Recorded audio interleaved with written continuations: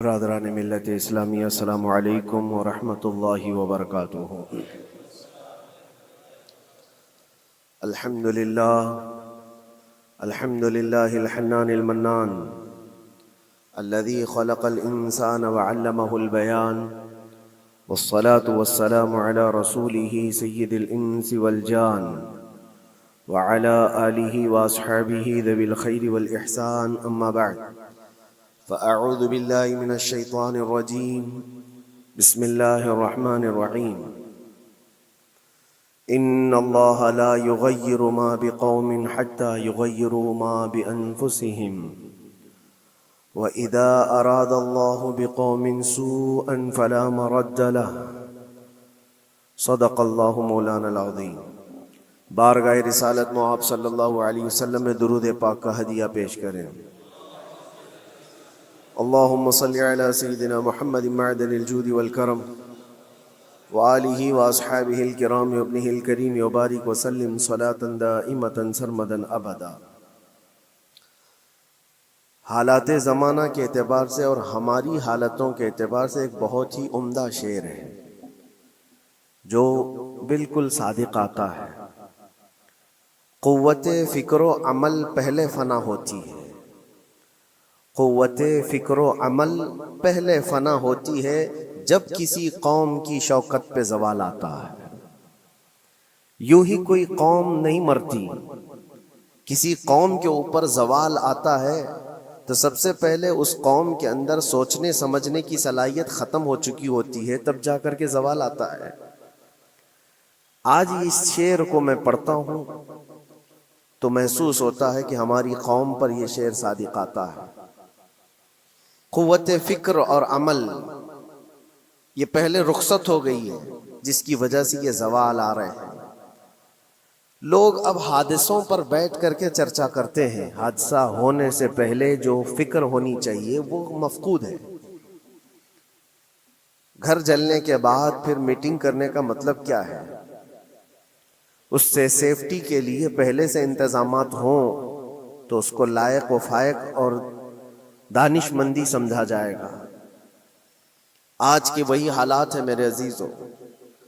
آپ کو پتہ ہے کچھ قومیں ایسی ہیں جو فیوچر پلاننگ کے لیے 100 سال کے بعد کا سوچتی ہیں، جبکہ یہ اسلام کا حصہ تھا۔ نبی کونین صلی اللہ علیہ وسلم نے 1400 سال بعد ہونے والی چیزوں کی پیشین گوئی فرمائی کہ نہیں فرمائی؟ اللہ کے نبی صلی اللہ علیہ وسلم نے 1000 سال بعد پیدا ہونے والی چیزوں کو پہلے سے بتایا تھا کہ نہیں؟ یہ ساری چیزیں نبی آخر الزمان صلی اللہ علیہ وسلم نے جو بتایا، مطلب یہی تھا کہ اس وقت کے لوگوں کو ضرورت تو نہیں تھی ان حالات کی، پھر بھی حضور ان کو بتا رہے تھے، صحابہ کو۔ آج جو چیزیں پیدا ہونے والی ہیں وہ رسول پاک کو پتا تھا، 1000 سال بعد ہونے والی چیزیں، لیکن اس وقت کے صحابہ کو یہ باتیں کیوں بتائی جا رہی تھی؟ ان کے حالات تو اس وقت کے نہیں تھے ویسے۔ اس کے باوجود نبی پاک صلی اللہ علیہ وسلم نے ان کو 1000 سال بعد ہونے والی چیزوں کی باتیں اس لیے بتائی کہ یہ دین اسلام فیوچر پلاننگ کے لیے کتنا ایکٹیو ہے یہ سمجھو، آگے کے لیے۔ اس لیے بتایا گیا کہ صحابہ اپنی اولاد کو اور وہ اپنی اولاد کو، وہ اپنی اولاد کو یہ بات منتقل کرتے جائیں اور آنے والے حادثوں سے پہلے سے ذہن پریپیئر رہے، تیار رہے۔ دجال کے فتنے کا ذکر کتنی مرتبہ حدیث پاک میں آیا۔ امت کو نبی پاک صلی اللہ علیہ وسلم نے یوں ہی نہیں چھوڑ دیا۔ دجال کا فتنہ آئے گا، یاجوج ماجوج کا فتنہ آئے گا، یہ ساری چیزیں بتائی گئی کہ نہیں؟ ہر مسلمان تقریباً جانتا ہے آخر زمانے میں ایک بہت بڑا فتنہ دجال کی صورت میں ظاہر ہوگا۔ تو یہ باتیں اتنے 100 سالوں سے چل رہی ہیں کہ ذہن تیار ہے اس فتنے کو کہ اگر ایسا فتنہ آیا تو ایمان پر ڈٹے رہنا ہے، جمے رہنا ہے۔ یہ بات ہوتی ہے آگے آنے والے حادثات سے قوم کو باخبر رکھنا۔ آج جو حالات ہیں، جب کبھی کوئی چیز لٹ جائے تو سارے لوگ سڑکوں پر آ جائیں گے، یا پھر کسی نشستگاہ پر بیٹھ کر کے رات بھر میٹنگ کر کے چلے جائیں گے۔ یہ حادثے ہونے کے بعد کے جو حالات ہیں یہ وہی چیزیں درشا رہی ہیں کہ قوت فکر و عمل فنا ہو گئی ہے. قیادت ہمارے ہاں مفقود ہے. کسی ایک قائد کے تحت کوئی ساری قوم آنا نہیں چاہتی. آپ کیا سمجھتے ہیں کہ جو ہمارے ساتھ حالات پیش آ رہے ہیں، کبھی مسجدوں کو لے کر، کبھی خانقاہوں کو لے کر، کبھی بزرگوں کے نام کو لے کر، اب ہمارے وقف کی جائیداد کو لے کر، یہ سارے جو معاملات ہیں یہ اچانک آنے والی چیزیں نہیں ہیں. بھانپ لیا گیا ہے تمہاری پوری طبیعت کو، تمہارے مزاج کو، کہ فکر و عمل کی قوت ان کی ختم ہو چکی ہے. ان کو دو چند چیزوں میں ہی راضی کیا جا سکتا ہے.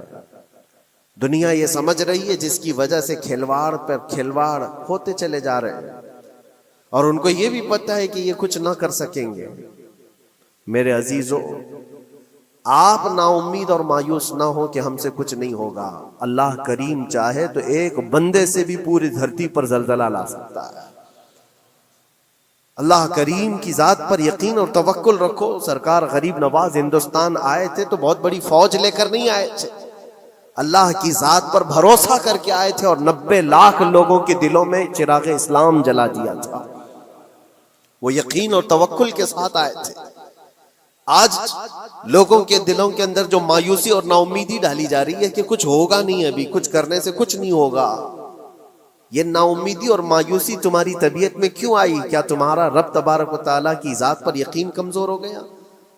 اگر یہ اس طرح کی بیماری آئی ہے تو پھر بدر پڑھ لینا. جب رسول پاک صلی اللہ علیہ وسلم کے ساتھ وہ صحابہ جا رہے تھے، ان کو اچھی طرح پتا تھا کہ سامنے آنے والی فوج کتنی طاقت لے کر آ رہی ہے.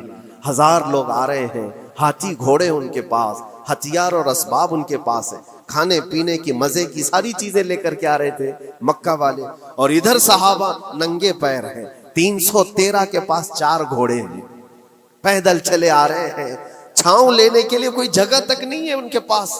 ایک کھجور کسی کے پاس ہو تو 10 لوگ اس پر اکتفا کر لیں. فاقے پر فاقہ کرنے والے وہ صحابہ، لیکن انہوں نے یہ نہیں کہا کہ اللہ کے نبی صلی اللہ تعالی علیہ وسلم سے کہ ہمارے پاس اسباب کی کمی ہے، ہتھیار کی کمی ہے، کچھ نہیں ہمارے پاس، سواری نہیں ہے.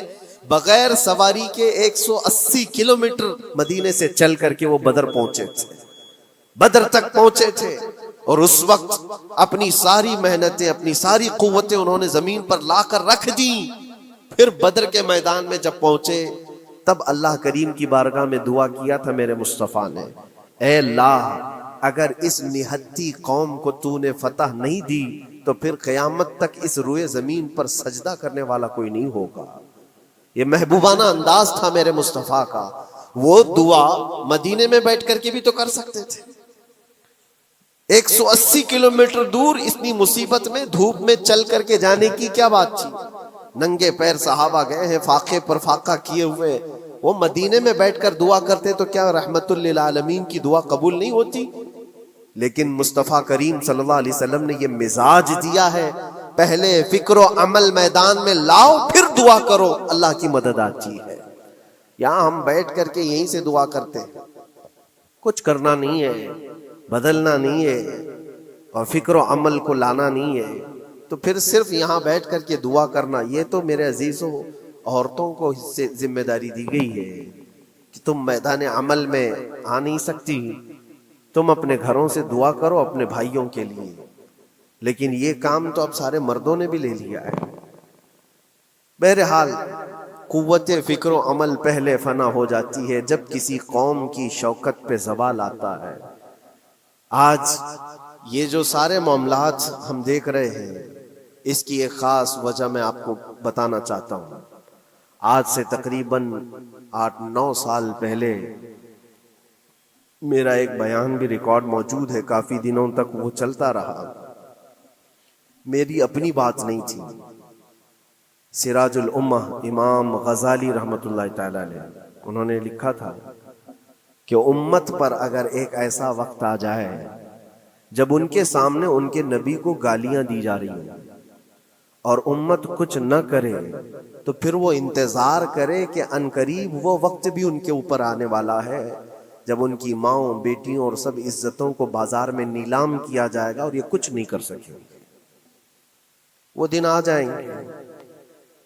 بیسک وجہ وہاں سے شروع ہوئی کہ لوگ اپنے عیش و عشرت میں کچھ کمی نہ کر سکے، بارگاہ مصطفیٰ صلی اللہ علیہ وسلم کی گستاخیاں کھلے عام ہوتی رہیں، اور اس پر ہم لوگ جس طرح کے حالات دیکھتے رہے۔ بہت سارے لوگ تو مجھ کو یہ کہتے تھے، مجھ سے یہ کہتے تھے، کیا ضرورت ہے آپ کو بولنے کی، حالات دیکھ نہیں رہے آپ؟ ظالمو، تم کو اگر کوئی چھوٹی سی ماں کی گالی دے دے تو تم بپھر جاتے ہو اور اس کے اوپر آسمان توڑنے کی بات کرتے ہو، اور ہم اپنے نبی پاک صلی اللہ علیہ وسلم سے کروڑوں ماؤں سے زیادہ محبت کرتے ہیں۔ اس رسول پاک صلی اللہ تعالی علیہ وسلم پر کوئی بھونکتا رہے اور اس کا جواب نہ دو، تم یہ کہتے ہو مصلحت ہے، حالات ایسے ہیں یہ، تو پھر اپنا یہ لباس بدل دینا چاہیے، اپنا نام بدل دینا چاہیے۔ پھر اس دائرہ اسلام میں رہ کر کے مطلب کیا ہے؟ اسی لیے اقبال نے 100 سال پہلے ایک مزاج دیا تھا، ایمان ہے کیا چیز، اسلام ہے کیا چیز؟ تم کیا سمجھتے ہو داڑھی ٹوپی اور جبے کبے کا نام اسلام ہے؟ اسلام کیا ہے؟ اقبال نے کہا تھا کہ بارگاہ مصطفیٰ صلی اللہ تعالی علیہ وسلم کے قدموں تک اپنے آپ کو پہنچا دو، یہی دین ہے، یہی دین ہے۔ گر بہو نہ رسیدی تمام ابو لہبیست، اور اگر تم وہاں تک نہیں پہنچ سکے تو زندگی ابو لہب کی طرح۔ دین یہ ہے، آبرو ماں زنام مصطفیٰ است، ہم سب کی عزت و آبرو حضور کے نام سے جڑی ہوئی ہے، ان کے نام سے جڑی ہوئی ہے ہماری عزت و آبرو، اور تم اس نام کی حفاظت نہیں کر سکو گے تو آگے یہ سب چیزیں آنے والی ہیں جو آ رہی ہیں۔ آج لوگ آج واویلا مچا رہے ہیں، یہ بات یاد رکھنا، شیطان کبھی فجر کی نماز کے لیے اٹھا نہیں سکتا، اور اگر اٹھا رہا ہے تو پھر اس کا کوئی مقصد ہے۔ شیطان اور نماز، آج سختہ ان کے پاس ہے، طاقت ان کے پاس ہے، حکومت ان کے پاس ہے، ڈپارٹمنٹ ان کے پاس ہے، سب کچھ، جوڈیشری، ہر چیز ان کے پاس ہو، وہ کیا کر رہے ہیں اس سے مجھے مطلب نہیں۔ میں آپ سے یہ پوچھنا چاہتا ہوں، مجھے رہزنوں سے غرض نہیں، تیری رہبری کا سوال ہے۔ تم خیر امت ہو، رسول پاک کی امت میں ہو، تمہاری بھومکا جس کو کہا جاتا ہے، تمہاری یہاں پر زندگی کے معاملات یہ بہت زیادہ اہمیت کے حامل ہیں۔ تم کیسے بن سکتے ہو آج؟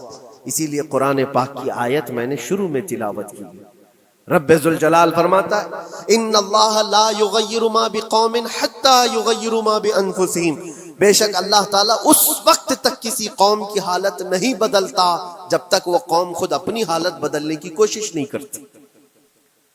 جب تک اپنی حالت بدلنا نہیں چاہتے اس وقت تک اللہ تبارک و تعالیٰ نہیں بدلے گا۔ وَإِذَا أَرَادَ اللَّهُ بِقَوْمٍ سُوءًا فَلَا مَرَدَّ لَهُ، اور اللہ تعالیٰ کا یہ جلال بھرا ارشاد تو سنو، یہ 13ویں پارے کی سورہ رعد کی آیت ہے۔ اللہ کریم فرماتا ہے، اور جب اللہ کسی قوم کے ساتھ سختی کا معاملہ کرنا چاہے، پکڑ کرنا چاہے، تو پھر کوئی طاقت اس کو ٹال نہیں سکے گی۔ رب تبارک و تعالیٰ جب کسی قوم پر عذاب لانا چاہے تو کوئی اس کو ٹال نہیں سکے گا، تو بدلو۔ اسی لیے اکثر یہ کہا جاتا، میں تو اپنی تقریروں میں جو چند مجھے چیزیں یاد رہتی ہیں وہ عرض کیے دیتا ہوں، باقی مجھے شعر و شاعری زیادہ یاد نہیں رہتی، لیکن جو دل پہ لگتی ہیں باتیں وہ ذہن میں محفوظ ہو جاتی ہیں۔ کسی شاعر نے کہا تھا، جگہ جگہ کے تھک چکے ہیں تمہیں یہ ہنگامے، نشاتے لذت خواب گراں بدل ڈالو۔ کیا مطلب ہے؟ روز ایک ایک ہنگامہ ہوتا ہے، تم کو جگا رہا ہے، اٹھ جا اے مسلمان، اٹھ جا۔ نشاتے لذت خواب گراں بدل ڈالو، لمبی نیند سونے کی جو عادت پڑی ہوئی ہے اس مزے کو بدل ڈالو۔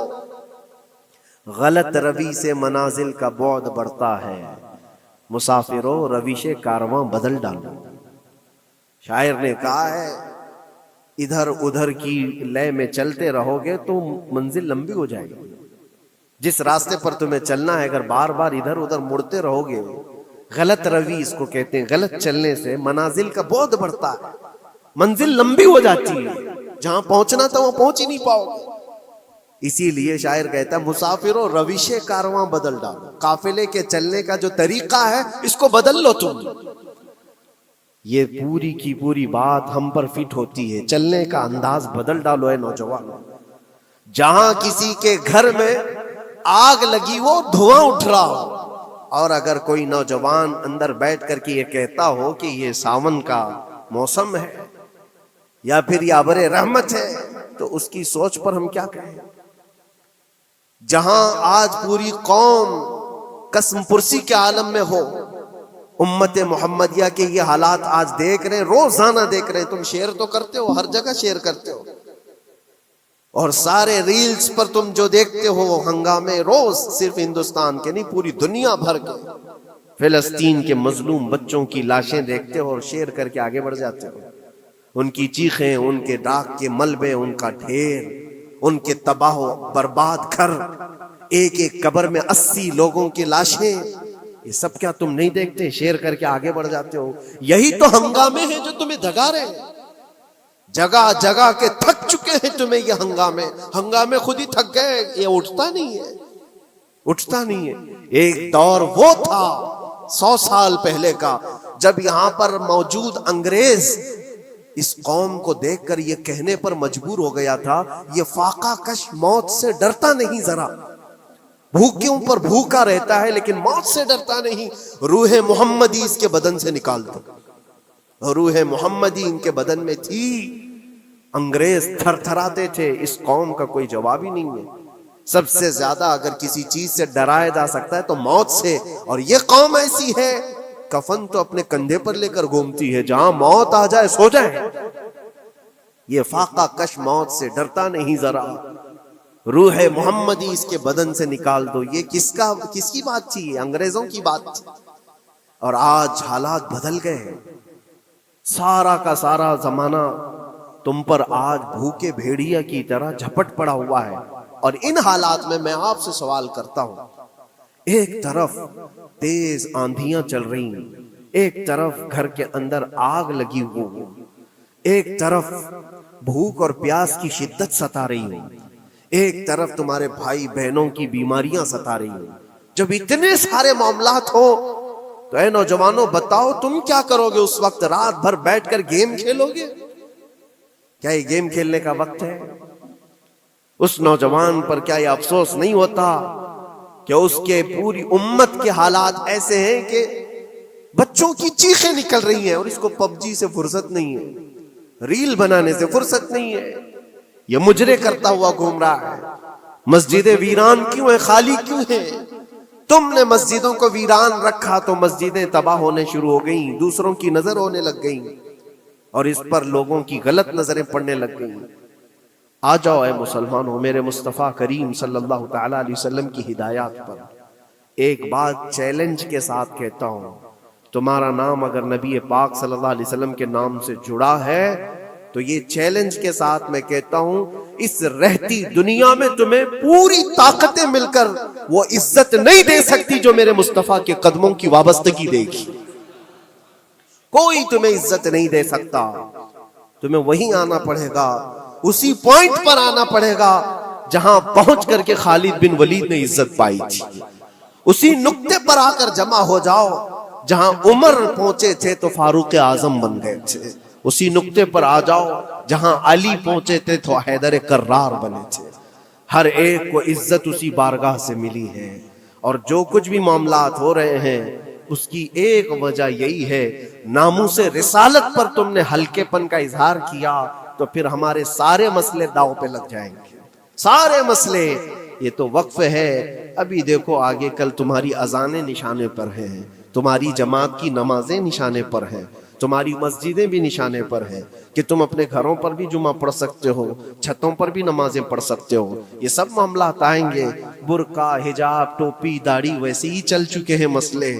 ہر چیز نشانے پر ہے. ارے تمہارے کھانے بھی نشانے پر ہیں، تم کیا کھاؤ گے کیا بچاؤ گے یہ بھی نشانے پر ہے. یہ سارے مسائل صرف اسی بنیاد پر ہے. قوت فکر و عمل پہلے فنا ہوتی ہے جب کسی قوم کی شوکت پہ زوال آتا ہے.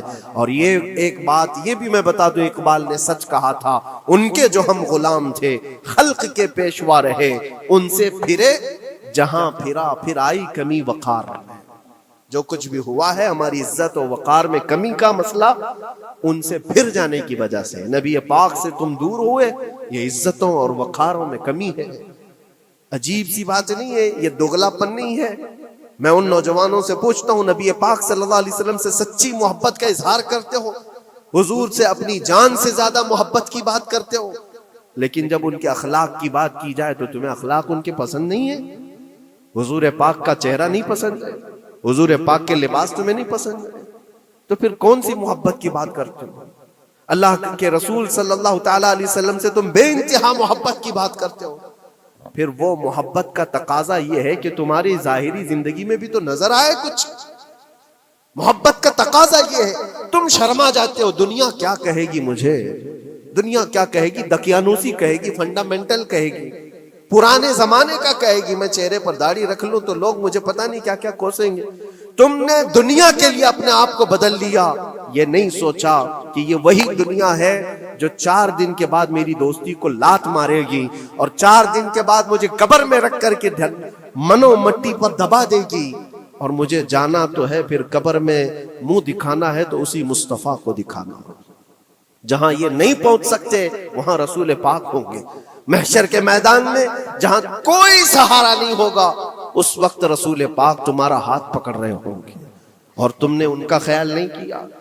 آ جاؤ اسی نقطے پر، اسی پوائنٹ پر جہاں ہماری کامیابی مضمر ہے۔ میں صرف اور صرف اپنے بیانوں میں یہی چیز عرض کرنا چاہتا ہوں، صرف اتنا چاہتا ہوں، اے نوجوانوں، جس کے نام سے تم آباد ہو اس نام کے ساتھ صحیح معنوں میں جڑ جاؤ، کیونکہ قرآن کا وعدہ ہے وَلَا تَهِنُوا وَلَا تَحْزَنُوا وَأَنْتُمُ الْأَعْلَوْنَ إِن كُنتُم مُؤْمِنِينَ۔ گھبراؤ مت، پریشان مت ہو، تم سب سے زیادہ بلند رہو گے۔ اگر اللہ نے فرمایا ہے تو یہ 100% حق ہے۔ اللہ نے فرمایا ہے تم سب سے زیادہ بلند رہو گے، لیکن آگے رب فرماتا ہے ان کنتم مؤمنین، اگر تم سچے ایمان والے ہو جاؤ۔ اور ایمان کس کو کہتے ہیں؟ لا یؤمن احدکم حتی اکون احب الیہ من والدہ وولدہ والناس اجمعین۔ میرے آقا فرماتے ہیں ایمان اس وقت تک کمپلیٹ نہیں ہوگا جب تک تم اپنے ماں باپ اولاد اور ساری دنیا سے زیادہ مجھ سے محبت نہ کرو۔ یہ ہے، اور اخیر میں یہی کہوں گا، ہر مسئلے کا حل، سارے تمام ایشوز کا خلاصہ، علاج ایک ہی چیز میں ہے کہ محمد سے وفا ہے۔ تو ہم تیرے ہیں، یہ جہاں چیز ہے کیا، لوح و قلم تیرے ہیں۔ لوگ انتظار میں ہیں، بہت سارے لوگ یہ پوچھتے بھی ہیں ہمیں کیا کرنا چاہیے، ہمیں کیا کرنا چاہیے۔ ظلم پہ ظلم ہوتا جا رہا ہے، ظالم اپنے انجام پر ضرور پہنچیں گے، کیونکہ قرآن میں اللہ کا وعدہ ہے وَسَيَعْلَمُ الَّذِينَ ظَلَمُوا أَيَّ مُنْقَلَبٍ يَنْقَلِبُونَ۔ ان قریب ظالم یہ دیکھ لے گا کہ اللہ اس کو کس پلٹی پر پلٹائے گا، کس کھائی میں گرائے گا، اسے اندازہ بھی نہیں ہوگا، اس کے بنے ہوئے جالوں میں وہ خود پھنسے گا۔ ظالموں کی ایک لمبی تاریخ ہے، اور ان کو بھی پڑھنا چاہیے جو آج ظلم کر رہے ہیں، لیکن تمہارا کردار کیا ہو، اس سلسلے میں جو ہمارے بچے یا نوجوان سوال کرتے ہیں کیا کرنا چاہیے۔ پہلے سب سے پہلی چیز میں یہ کہتا ہوں، جتنا کھو چکے، جتنی جا چکے، اور جو اب برباد ہوا ہے، اس چیز پر منتھن کرنا، اس چیز پر بیٹھ کر میٹنگ کرنا، اس سے پہلے میں چاہتا ہوں کہ آگے ہونے والے نقصانات سے پہلے اپنے آپ کو بدل لو۔ آگے جو بڑے حادثات آنے والے ہیں، آگے جو بڑی آندھیاں آنے والی ہیں، اس سے پہلے اپنے دروازے ٹھیک کر لو، اپنی زندگیاں سدھار لو۔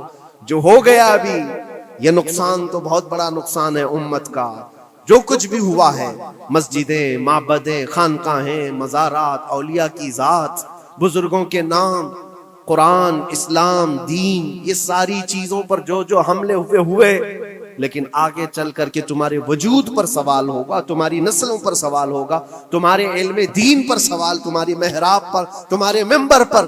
کل کو دیکھنا یہ آزادی بھی ختم کر لی جائے گی، ممبر سے کوئی کھلے عام بول بھی نہیں سکے گا۔ یہ آج جو ہم بیان کر رہے ہیں، آگے چل کر کے دیکھنا یہ آوازیں بھی بند کر دی جائیں گی کہ کھلے عام کوئی مولوی بول نہ سکے، جو ہم چاہیں وہی بولے۔ میرے عزیزوں، اس وقت کے ان حادثوں سے بچنے کے لیے میں کہتا ہوں ابھی اپنے آپ کو بدل لو، مسافروں روش کارواں بدل ڈالو۔ اٹھو وگرنہ حشر نہ ہوگا پھر کبھی، دوڑو کہ زمانہ چال اپنی چل گیا۔ اللہ کریم ہم سب کی قوت فکر و عمل پھر سے عطا فرمائے۔ رب تبارک و تعالی ہمیں اتحاد و اتفاق نصیب فرمائے۔ رب تبارک و تعالی دامن مصطفیٰ میں سارے مسلمانوں کو جمع ہونے کی توفیق عطا فرمائے۔ گنبد خضرا کی چھاؤں میں مولا ہمیں عزت و وقار عطا فرمائے۔ رب تبارک و تعالی ظالموں کو جلد ان کے ٹھکانے پر پہنچا دے۔ اے کریم خدا ارحم الراحمین، مولا ہمارے شعائر اسلام کے ساتھ جو کچھ بھی ہو رہا ہے، غیب سے تو مولا مدد کے اسباب پیدا فرما دے۔ ہمارے درمیان مولا قیادت اور سچی قیادت عطا فرما۔ اے کریم خدا ارحم الراحمین، خصوصاً تیرے دربار میں التجا ہے مولا، فلسطین کے نہتے مظلوموں کی غیب سے مدد فرما۔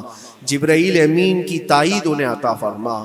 رحمت کے فرشتوں سے ان کی مدد فرما۔ مولا پورا شہر راکھ کے ڈھیر پر ہے، اے کریم خدا خوشیاں دیکھے انہیں زمانہ بیت گیا، مولا ان کے گھروں میں خوشیاں عطا فرما۔ اے اللہ ان بلکتی ہوئی ماؤں کو، ان کی جو گودیں اجاڑ دی گئی ہیں، ان کے گھر جو برباد کیے گئے ہیں، ان کے شہیدوں کو قبول فرما، ان کے زخموں کو مولا تو شفا عطا فرما۔ اے کریم خدا خصوصیت کے ساتھ ان کے ہمارے اور تیرے دشمنوں کو ہلاک و برباد فرما دے، ان کی زمین ان کے لیے تنگ فرما دے۔ ربنا وآتنا ما وعدتنا على رسلك ولا تخزنا يوم القيامة انك لا تخلف الميعاد برحمتك يا ارحم الراحمين، وآخر دعوانا ان الحمد لله رب العالمين۔